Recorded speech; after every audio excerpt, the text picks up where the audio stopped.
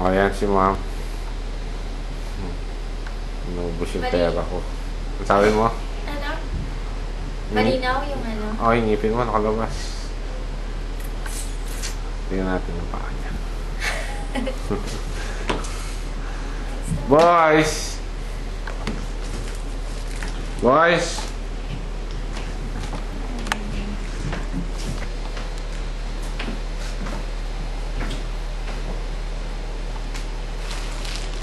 Thor! Thunder!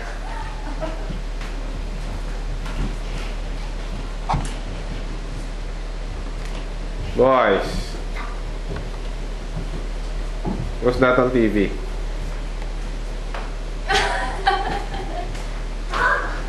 Come here! We're going to eat now. Okay. Thunder! Mukhang nakataw si Thunder, oh.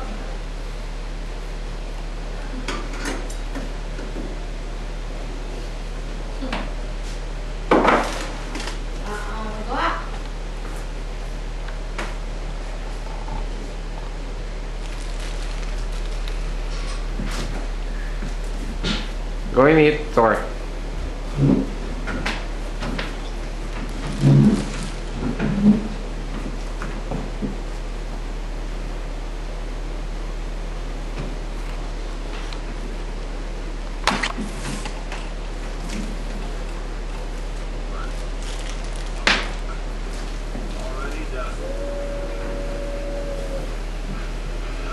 You said. Not everyone who look Clean girls. Breakfast, 7 lunches, dinner. Let's talk about fucking stuff. Let's talk about making love. Girl, it's going down. Talk dirty to the baby on the hotline.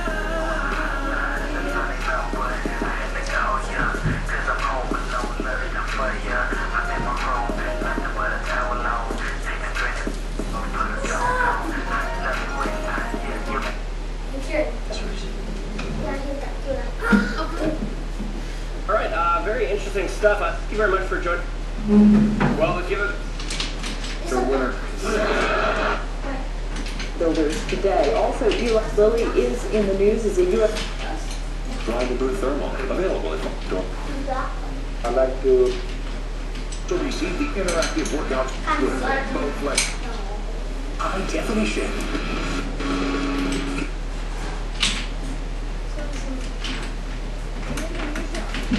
Yan o, Pilipinas. Kung saan ba dyan? The drill involves search and rescue teams, military personnel, and local residents. Officials say they want to show foreign tourists that resorts in Indonesia are relatively safe if tsunami does hit the area. At least 500 people have been burned alive in a Nigerian pipeline explosion. The blast shook a heavily populated neighborhood in Lagos just after dawn. Hundreds of residents were collecting leaking fuel and plastic cans after thieves entered the underground pipeline. a dramatic escape in the Philippines as customers flee a burning department store.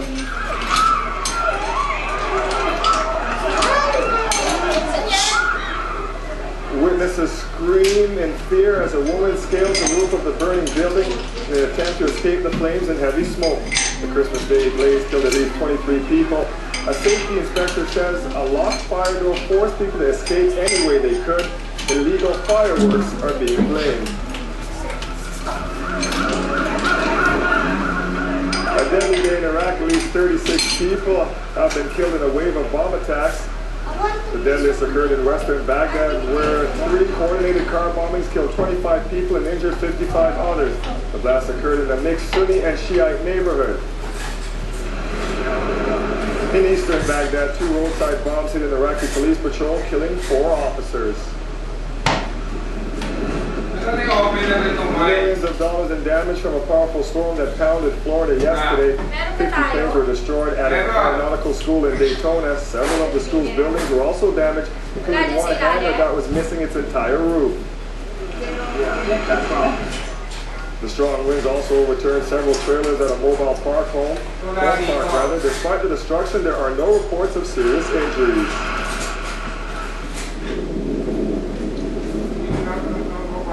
A volcano blew its top in Russia's Far East yesterday, spewing clouds and ash and smoke 10 kilometers into the air. The red-hot lava has been surging down the mountainside, but experts don't think there's much danger to people. Incredible.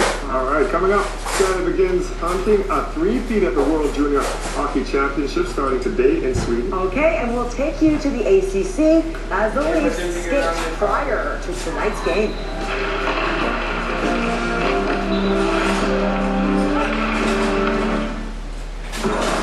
Stories don't happen in the newsroom. That's why City News is out there. Street level, day in, day out. To get to the real people who live the stories and don't just talk about them, you've got to go where the others don't.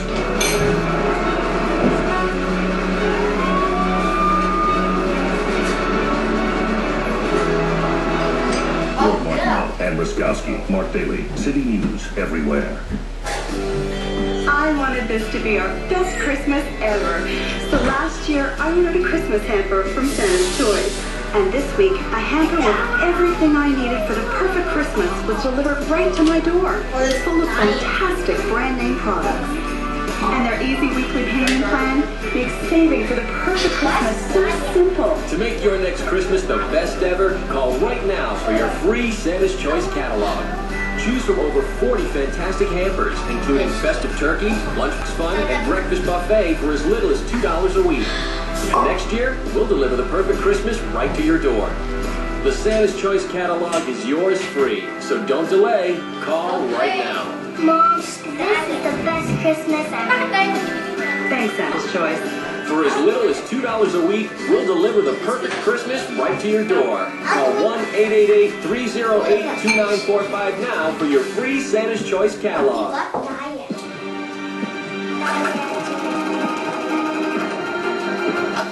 I used to think my dandruff wasn't that bad until I saw the truth with my own eyes. Our dandruff search strip is a tool used by our scientists to show that Head & Shoulders can help eliminate visible flakes. Put your scalp to the test and see for yourself. Then try Head & Shoulders. Go to headandshoulders.com to get your own dandruff search strip. No surprise there, another one. I'm sure, unfortunately, called the wrong way for training in Triple A. Covering the world of motorsports like no one else. This is the Speed Report. Beyond the highlights. The full story. Expert analysis. What Formula One needs is personality. Brilliant victory for him today. They got shafted here in unrivaled access. Great bits out there for a race. You win. And from the network that drivers watch. Lagyan mo yan. Masali ng saling din eh. Sunday night, 7 Eastern, driven by BF Goodrich Tires. Take control. I'm thinking of a number. Tingnan ako sinigod dyan. 15850. Do you know what it is? It's my credit score, and it happens to be 720. The higher my credit score, the better chance I have of saving a lot of money. Do you know your credit score? Do you know what's in your credit report? You can find out right now at freecreditreport.com. You can even print it out if you want to. How much easier could it get? Log on to freecreditreport.com. That's freecreditreport.com. Free credit report offer applies with enrollment in Triple A Bank. The pizza good. Nothing stays the same. Malamig ka.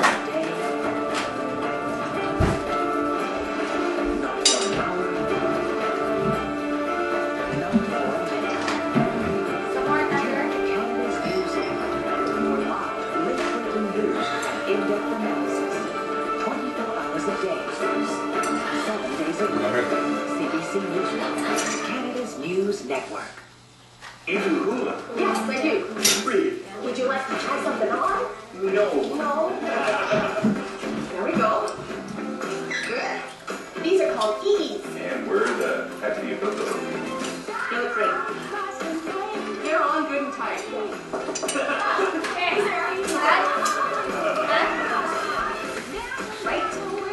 right, left, right, left.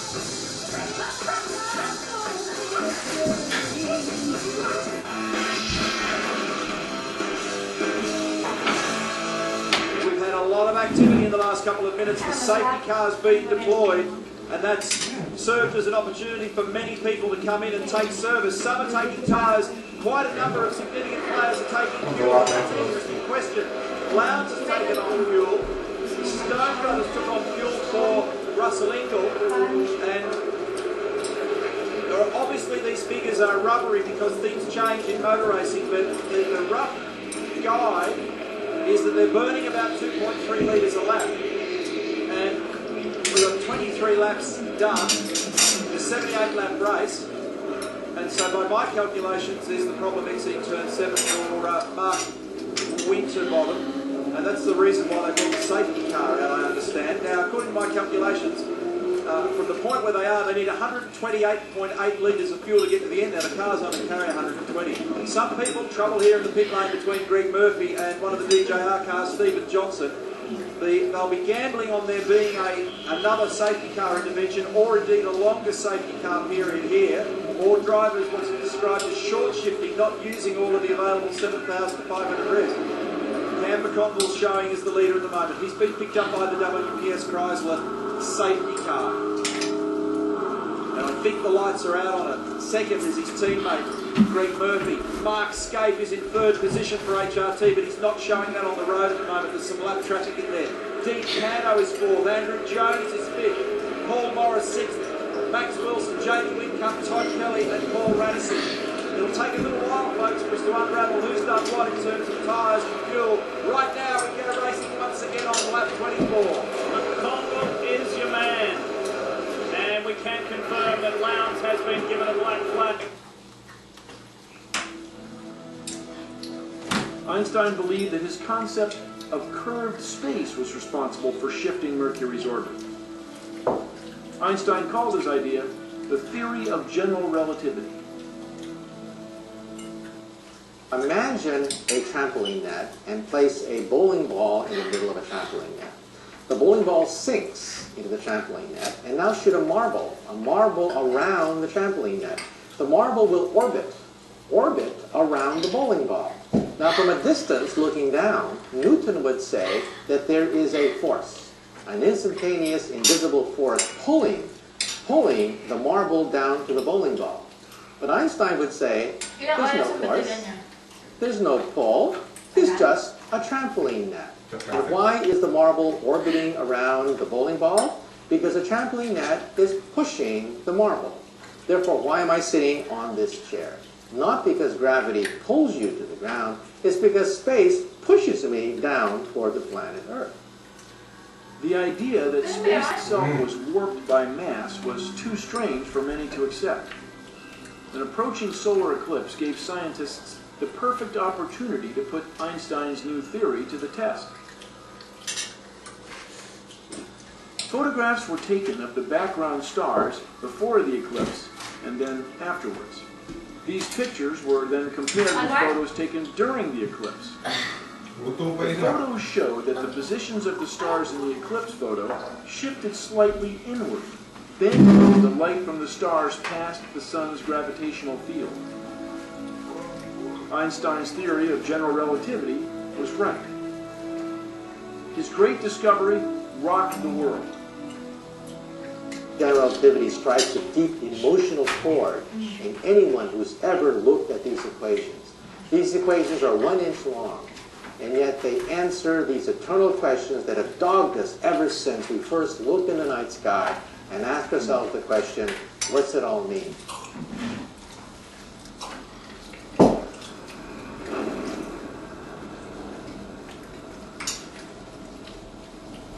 General relativity had shown that space was weirder than anyone could imagine. Anyone but Einstein, that is. To gain a clearer understanding of this strange universe, astronomers needed more observational data. And that required larger, more powerful telescopes, like the one that led to our next great discovery.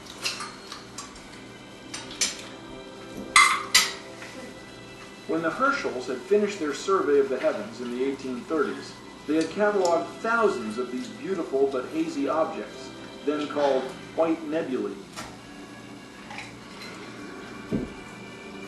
At the time, no one knew whether they were part of our galaxy or distant island universes like the Milky Way.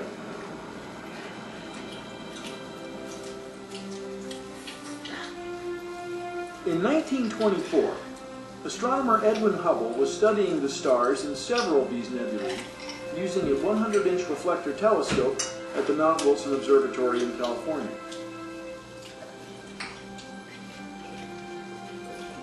The telescope enabled Hubble to estimate that the galaxies were routinely many hundreds of thousands, even millions of light years away. Here were objects as huge and as populated with stars as our very own Milky Way galaxy, which is why we today call white nebulae galaxies. The more Hubble studied these galaxies, the more he became intrigued. At the time, scientists knew that a beam of light from a star appears as a different color on the spectrum. The color changed according to the motion of the star. A shift toward the blue end of the spectrum meant the star was moving closer to Earth. A red shift meant it was moving away. The amount of the color shift also revealed the speed of that movement. Hubble found that when he measured the distance of a galaxy, its spectrum almost always was shifting to the red. And something else. The farther the distance, the greater the red shift. In other words, the universe was expanding. It was an astonishing discovery with profound implications. Measuring backwards from the expansion, scientists found that the universe appeared to have a cataclysmic beginning, what one astronomer labeled the Big Bang.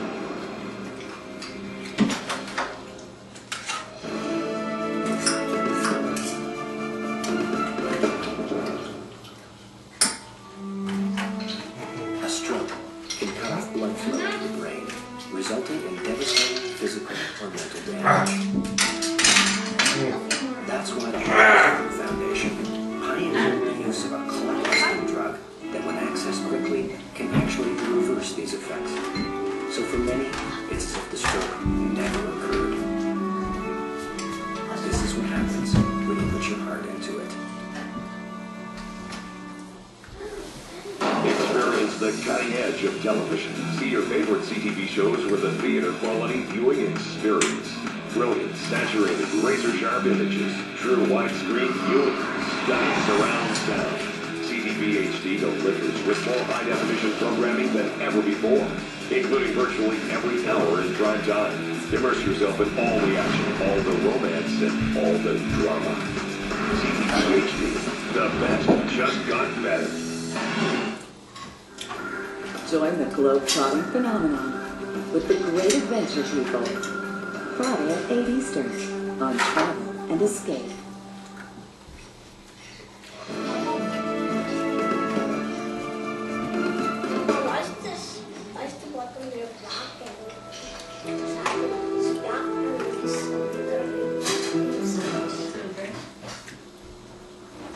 Just 3 years after Hubble discovered the expanding universe, our next great discovery revealed a mysterious object hidden behind the dust at the center of the Milky Way and gave birth to a whole new branch of astronomy using wavelengths invisible to the human eye.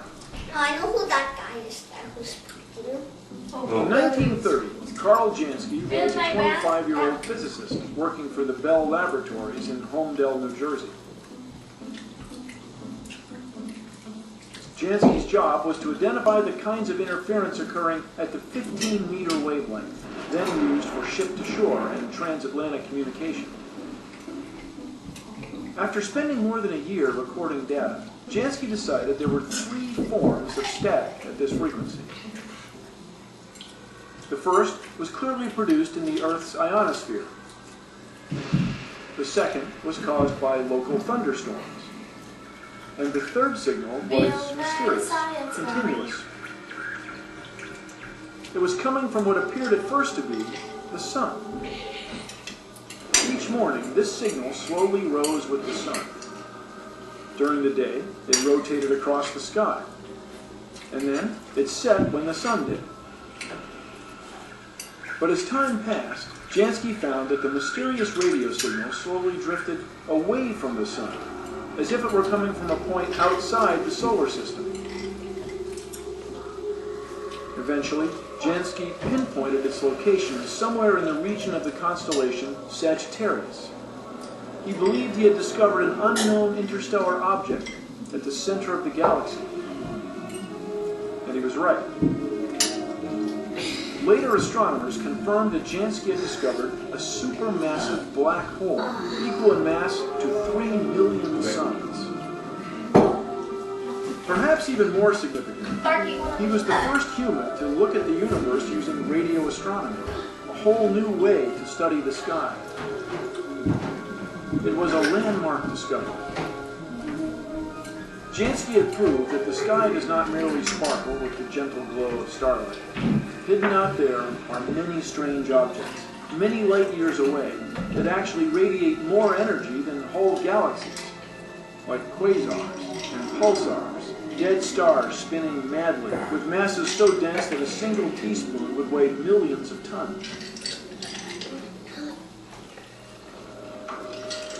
Before astronomers could even begin to understand the life and death of stars, new telescopes would have to be built that could look at the sky in many different wavelengths. Before that could happen, though, radio astronomy produced another great discovery that, although predicted, was as unexpected by its discoverers as Jansky had been.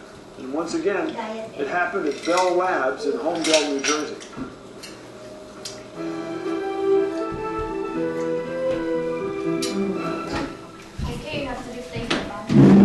In 1964, Bell Labs had this spare 20 sitting dormant.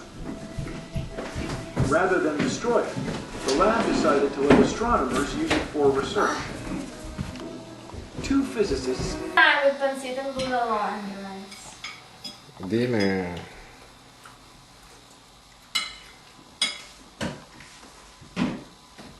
Are we taking pictures?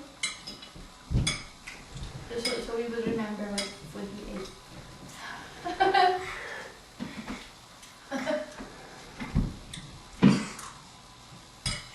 How can I even see it?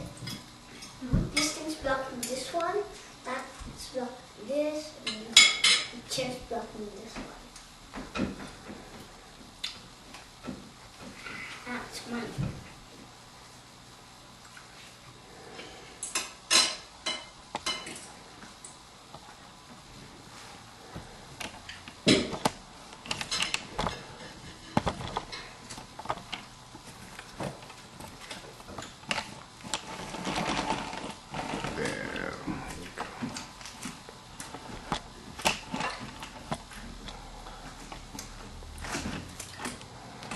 Okay, good food.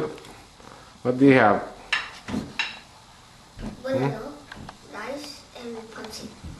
Let me see your teeth. Huh? Come on. Shut up. Let me see. No. Come on, baby. No. You're a baby. No. Yes, you are. No. Come on, baby. Bobby, stop that. Stand there.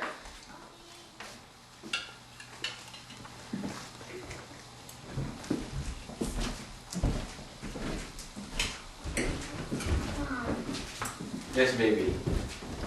We have a baby in the house. Baby in the house, baby in the house. Yes, so Puppy, baby.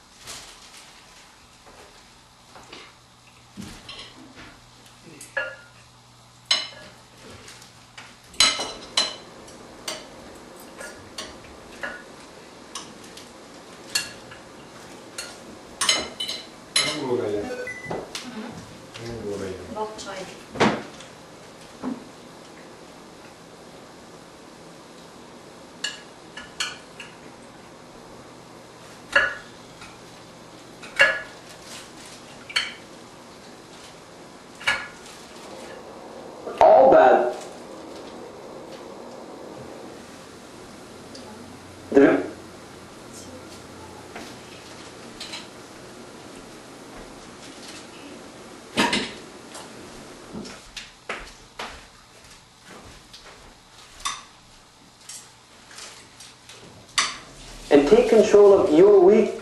See every NFL game. Your life. Taste of bread.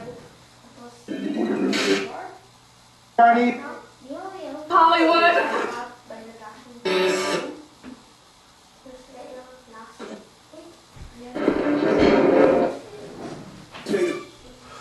That horsepower 6-cylinder engine to the mighty 450 horsepower 427 could be interchanged. A fact that was immediately apparent to street riders and racers everywhere. Noticeable styling elements like the spoilers, the calipers, and things of that nature were actually developed by Chevrolet engineering for the racetrack. So this is actually a case where the spoilers and the scoops and all those things really come from hardcore engineering to make the car perform better. With all the hoopla surrounding the car's debut, including being chosen as the pace car of the 1967 Indy 500, the Camaro was a high visibility item. Still, though, the Mustang was outselling all other pony cars combined. And some people at Chevrolet were convinced that this Trans Am racing thing had something to do with it. So, within 2 months of the Camaro's introduction, Chevy's engineers were hard at work making the Camaro not just legal, but competitive in Trans Am racing. Unfortunately, GM's brass frowned upon any kind of factory racing involvement. So, building a factory race car was, to say the least, politically incorrect. General Motors as a company was not actively involved in racing. Therefore, all the development work that took place on these cars, and there was a tremendous amount of development work done, was somewhat clandestine. But make no mistake, the idea here was to build as fast a car as possible and outrun Ford on the racetrack. The centerpiece of the Z28 option was the all-new 302 small block. The 302's bore and stroke of 4 inches by 3 inches meant this little engine would be a screamer. Into it, Chevy poured TRW 11-to-1 pistons, forged rods, a 485 lift solid camshaft, bigger push rods, a Holley 780 on an aluminum intake manifold, and the Corvette cylinder heads with 202 intake valves. The advertised horsepower was 290 at 5,800 RPMs. The 302 engine was actually rated at 290 horsepower by Chevrolet. By the time you put headers on it, open exhaust, the over-the-counter camshaft, some of the other pieces, would actually make 450, 460 horsepower. All of these high-performance parts were available for a package price of $358. There was another $400 in mandatory options that a buyer had to check off, such as the Muncie M21 close ratio 4-speed trans, quick ratio steering, and power disc brakes. But still, the Z28's bargain basement price was the deal of the century.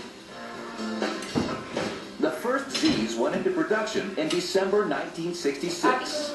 By the end of 1967, they had made 602 of the little jewels. Out on the track, the Camaro team of Roger Penske and Mark Donohue won 3 races and were very quietly becoming Trans Am's super team. In 1968, Penske, Donohue, and the Camaro would own Trans Am racing. Stay with us as the Camaro takes the gloves off on the American muscle car.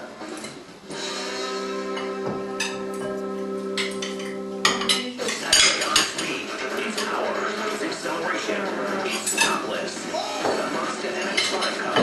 The SCCA puts the tops down and lets it all hang out.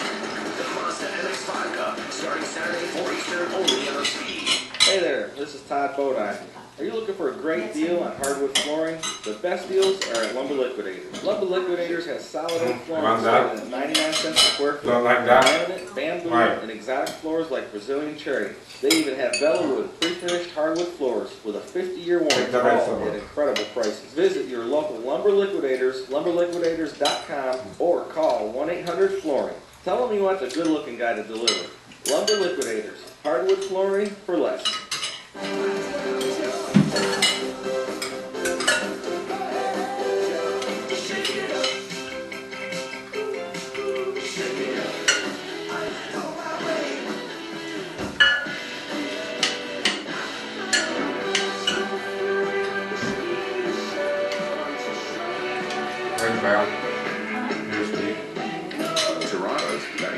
Jack FM, playing when we want.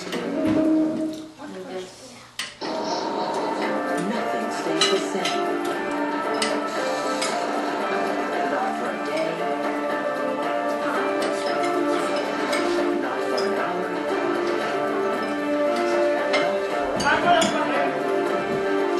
Campbell's News Network.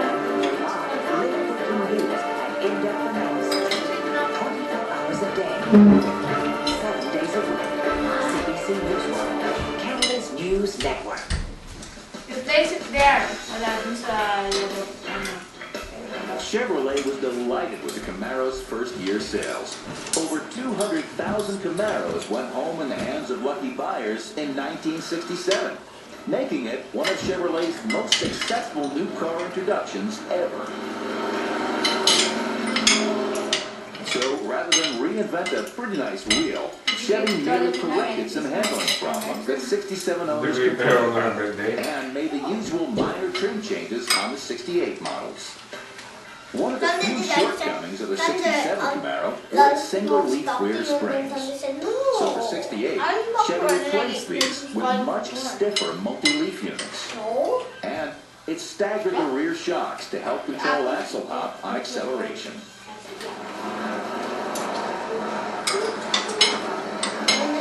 After the strong showing the Penske Camaro had made in 67, the Z28 was starting to get some good press. People were starting to talk about this little Camaro in terms once reserved for the Corvette.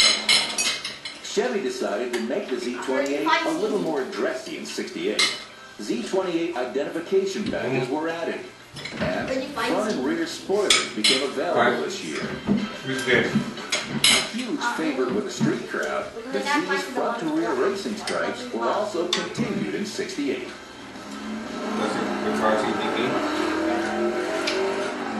Again in 68, the screaming little 302 engine was the piece that made it all work. The SCCA changed the rules in 1968 to allow multiple carburation. In response, Chevrolet designed this 1968 cross-ram 2 full-barrel intake manifold. It's more commonly seen on 69 models, but it was indeed available on 68s over the counter.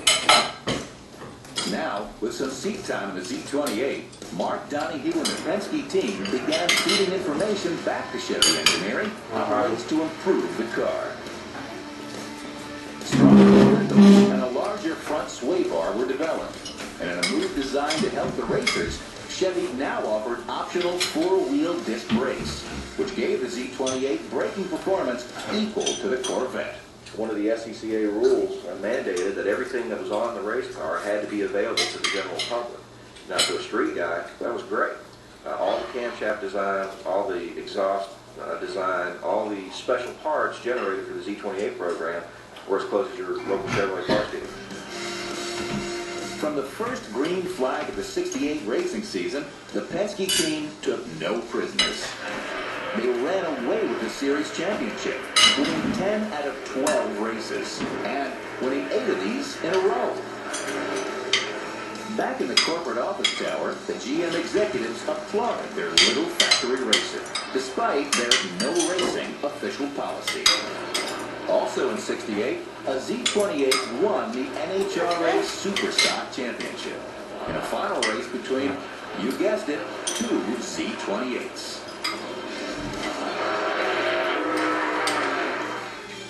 After such a fantastic year, you'd think that Chevy would relax and rest on their laurels. But that's not how they play the game with Chevrolet. Stay with us as the Z28 roars into 1969, its best year ever, when we return on the American Muscle Car.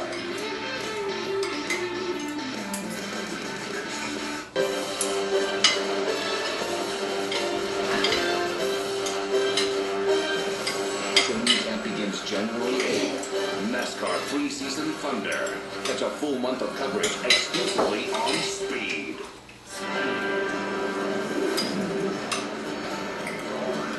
A war in Europe is over.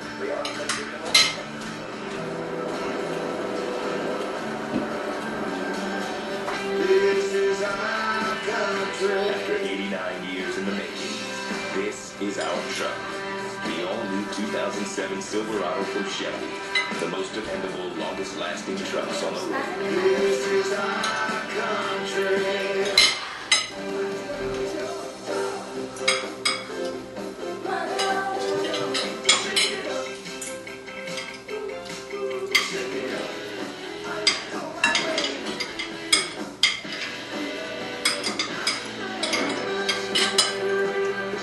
Boxing Day, huh? Shop, shop. 925 Jack FM. Playing what we want.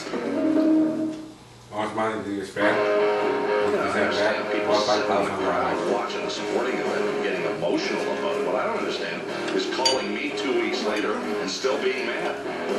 But sports is nothing more than a release mechanism.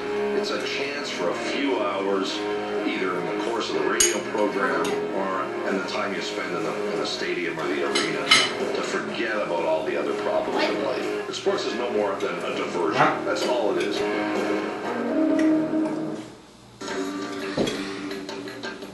From 602 Z28 sold in 1967 to 4,199 sold in 1968. And now, Chevrolet Division General Manager of the 60s predicted Chevy would sell over 25,000 Z28s in 1969. The actual figure would be closer to 20,000 by year end. This optimism clearly indicates how much this little car had endeared itself to Chevy's management in just 2 years. And why not? The Camaro was clearly one of the most popular cars Chevrolet ever built. And the Z28 was the most exciting Camaro, at least according to people who had driven one. In its first 2 years, the Z had outperformed Chevy's most optimistic sales forecasts, wiped the Trans Am tracks clean of Ford products, and had even cleaned up on the drag strips. So, now what? Well, like Chevrolet in the late 60s, the only answer to that question is, now we improve it. Chevy's first facelift of the Camaro was a subtle work of art. From the fender lips, to the sharper nose, to the restyled rear quarters, it was enough of a makeover to keep Camaro fresh and exciting in its 3rd year. The car was 2 inches longer and 1.5 inches wider this year, and it wore it well. There were now 3 Z28 option packages. They ranged in price from $506, which included the front and rear spoilers, to $758, which added dealer-installed exhaust headers, to $959, which added the cross-ram induction setup to the other options. When combined with the other popular Camaro options, such as power steering, brakes, radio, and trim and interior groups, a Z28 could easily cost over $5,000, making it one of the most expensive Camaros you could buy.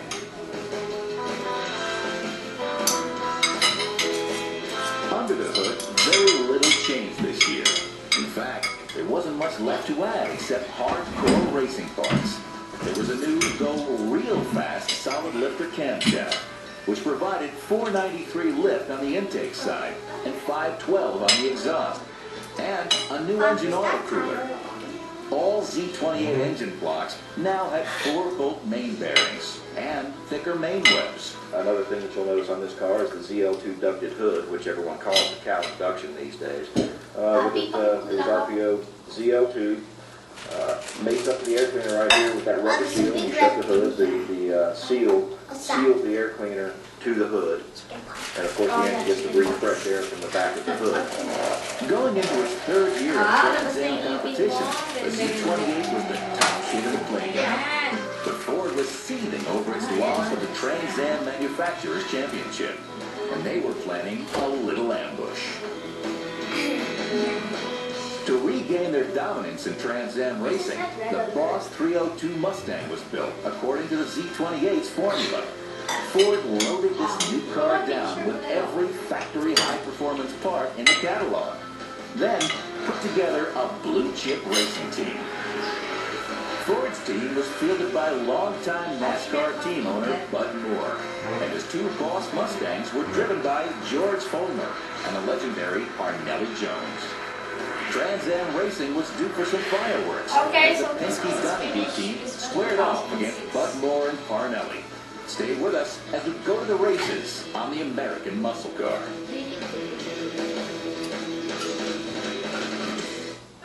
We asked this automotive enthusiast to take a close look at the GMP 12 scale collection. We invited him to thoroughly examine these limited edition replicas for accuracy, fit, finish and detail. We encouraged him to open doors, look under hoods and discover for himself the many surprising features of the GMP 12 scale collection. And then when we weren't looking, he stole our cars. The all-too desirable 12 scale collection from GMP, the leader in die-cast replicas. Obtain yours legally at gmpdiecast.com. Dark chocolate.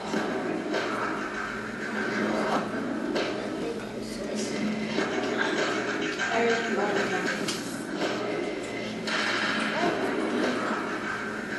The gold. Ano t-shirt ka? Anong dog to my feet? Pwede mong socks ka. Kasi nandito ka lang sa bahay. Versa. Versa.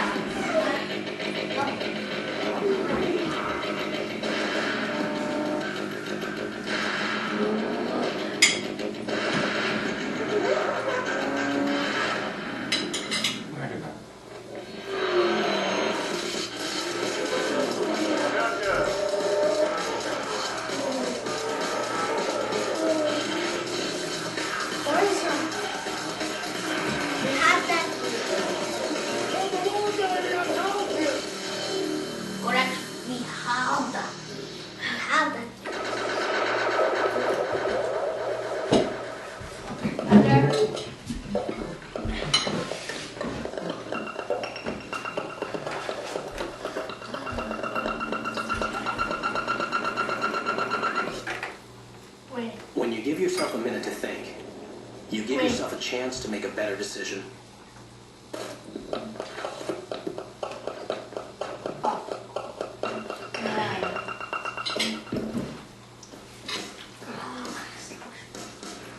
In its 5-year history, the Trans Am Series had changed from its silk scarf weekend racer beginnings into a bare-knuckles brawl between corporate giants. The 1969 season was going to be a shootout at the OK Corral between Ford and Chevrolet. Both the Penske Camaro team and the Bud Moore Mustang team had done everything possible to give themselves an edge. But the cars were still practically identical in performance. We're the first one to come out, you know, with the lug nut sights to the wheel. I never will forget. On the pit stop, Roger Penske sitting back way over somewhere with a parrot. Not trying to see how we were putting them wheel and tires on, making about a 25-second stop for 4 tires back then, and taking them a minute and a half and 2 minutes, you know. I never will forget that. When the final checkered flag fell, the Penske Z28 had captured the championship again, winning by a narrow margin over Parnelli Jones and the Boss 302 Mustang.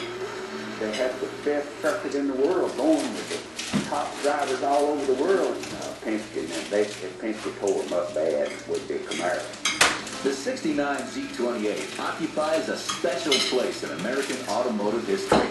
It would take a truly spectacular car to replace it in Chevy's lineup. And as you might expect, that's just what Chevy had waiting in the wings. Once again, Chevrolet had created a milestone automobile. Tony Rowe is a Camaro restorer who prefers the second-generation Camaro's body style. The second generation is my favorite. By far, I think they're the best body style, the best design, the best body contours, the interior roominess. It's much more than your third generation, your fourth generation, your first generation. I like them, but overall, your second generation to me is the more finer Camaro that General Motors produced. The early second generation car from 70 to 73. Even though the new 350 cubic inch LT1 small block was rated at 70 horsepower more than the 302, the Z28 didn't repeat its Trans Am championship this year. With the Penske Donahue Super Team now fielding AMC Javelins, there was no more backing from Chevrolet as in years past.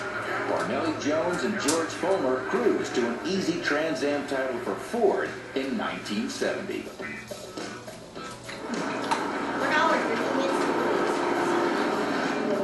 As the 70s progressed into the era of unleaded gas, one after another, the supercars from the muscle era dropped off the automotive radar screen.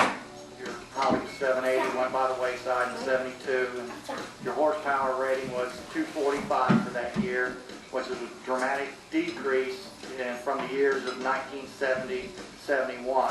Oh, that's a 72 was a car rated at Manual, yeah, the 55 manual. horsepower, but the components that were inside the engine and the drivetrain were all still good quality parts. Composite traction rear end, turbo 400s for your automatic cars, 4-bolt main engines, forged steel rods, forged steel cranks, forged aluminum flat top pistons.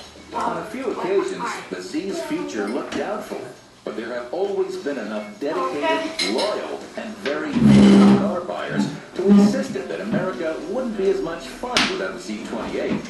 Thankfully, Chevrolet agreed and kept the Z28 alive through several designs. Each Z28 was a car for its times, and each one was a cut above the ordinary, like they always have been. So the Z28 lives today in much the same form as it did in its early years. It's still powered by Chevrolet's most potent small block engine. It still corners like a slack car, and it can still blow the doors off anything that dares pull up next to it. And at age 30 plus, we should all be so lucky. Thanks for watching. We'll see you again on the American Muscle Car. And remember, don't crush them, restore them.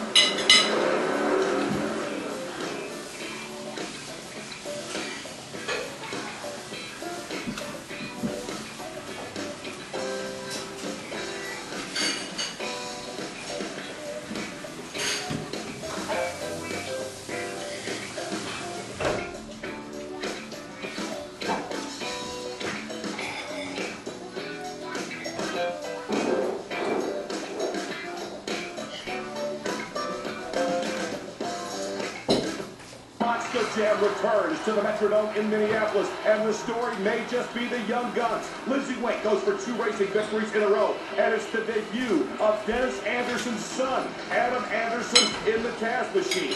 Can the newcomers upset the biggest names in the sport, like Jimmy Creighton in the awesome Bounty Hunter Ford, or 6-time world champion Tom Metz in Maximum Destruction?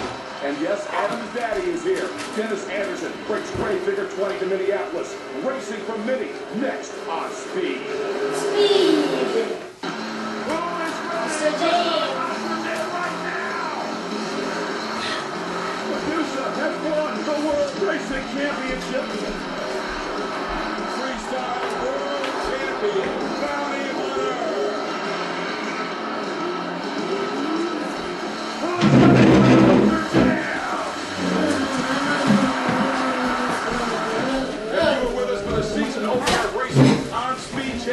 Bakit? Mababa naman to ah. Will we see a repeat performance, or is he a one-night wonder? Hi again, everyone.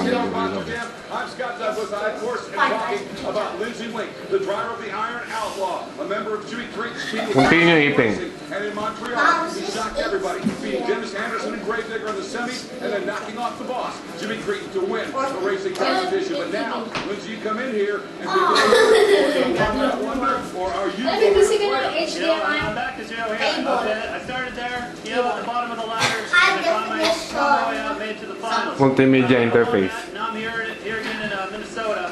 I'm back at zero again. I got to go up the final ladder again. I don't think it was a fluke. I definitely think I had luck on my side, and I put in some great runs. But tonight the slate's clean, and I got to go there. What are you doing? Huh? Playing with what?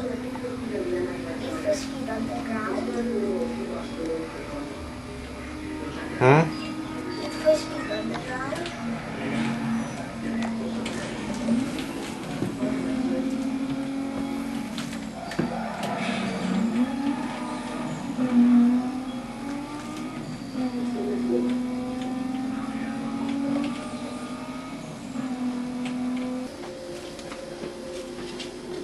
Christmas vacation dito. Isa. What are you doing? Playing the new games. Hmm? Playing the new games. Located human vehicle, sir.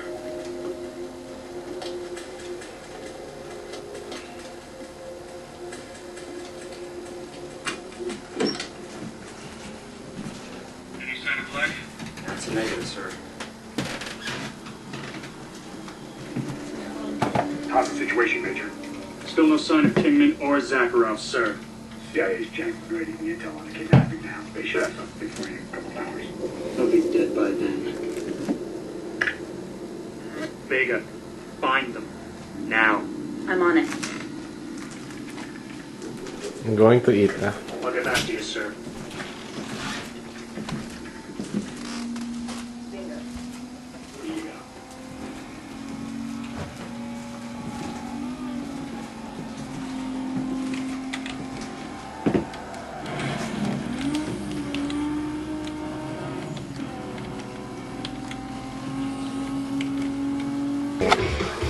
Linis.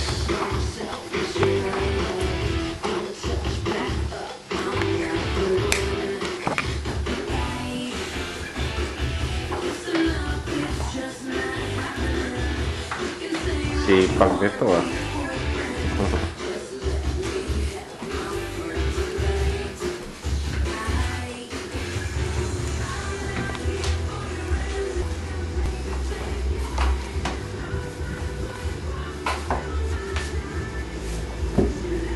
Ilabas ko na yung basura kanina. Ano problema? Ha? Tapos na yung sasakyan. Hindi ko pa nga naumpisan eh. Gamitin mo, sige. Sa Sabado ko na lang gagawin. Turkey kinain namin. Ayaw na nila yung turkey. Ay, yung mga iba nga din, baon turkey. Sinabi ko nga eh. Mga iba din, baon ka. Ano, Thor? Thor, make it fast! Thor, make it fast! Don't, Thor. Thor, don't. Make it fast, Thor, Thor! make it fast. Paano mo come in? Yan, toothpick ang gamitin.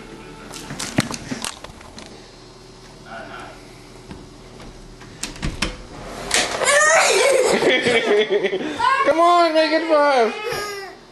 Hurry up!